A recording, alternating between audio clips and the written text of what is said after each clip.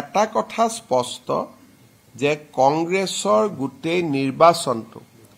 অবৈধ বাংলাদেশীৰ ভোট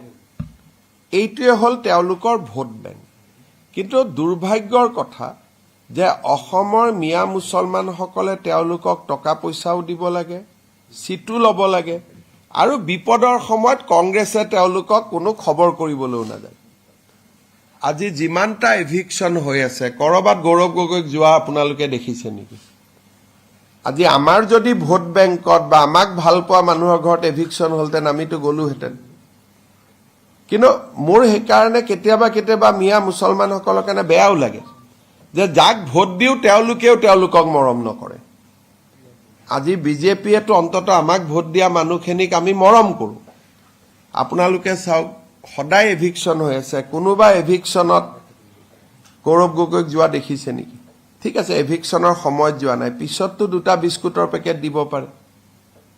দেখিছে নেকি যোৱা গতিকে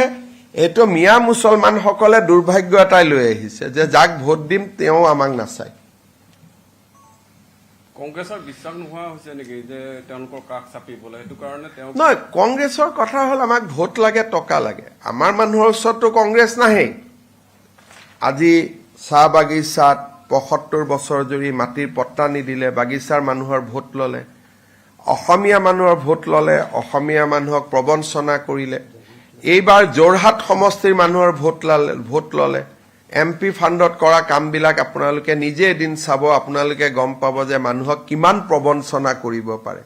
যোৱা কালিনে পৰখি আপোনালোকে দেখিছে যে বাকচত পৰামৰ্শ ললে আৰু পৰামৰ্শবিলাক তাতেই পেলাই থৈ গুচি আহিলে গতিকে কংগ্ৰেছ কাৰো বন্ধু নহয় মিয়া মুছলমানৰো নহয় অসমীয়াৰো নহয় বঙালীৰো নহয় হিন্দী ভাষীৰো নহয় চাহ বাগিচাৰো নহয়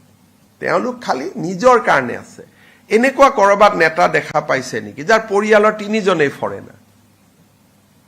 যোনদিনাখন ৰাষ্ট্ৰীয় পতাকা ঘৰত স্বাধীনতা দিৱসৰ দিনা উত্তোলন কৰিব লাগে তো তেওঁ অকলে উত্তোলন কৰি থাকিব লগততো বাকি কেইজন ফৰেনাৰ্ছ থাকিব গতিকে এইটো এটা অদ্ভুত পাৰ্টি এটো কৈ লাভ নাই আপুনি বিচৰা বাতৰি পাব কেৱল নিউজ 18 এপত নিউজ 18 এপ ডাউনলোড কৰিবলৈ স্ক্যান কৰক এই QR কোড গুগল প্লে ষ্টৰতো পাব এই নিউজ 18 এপ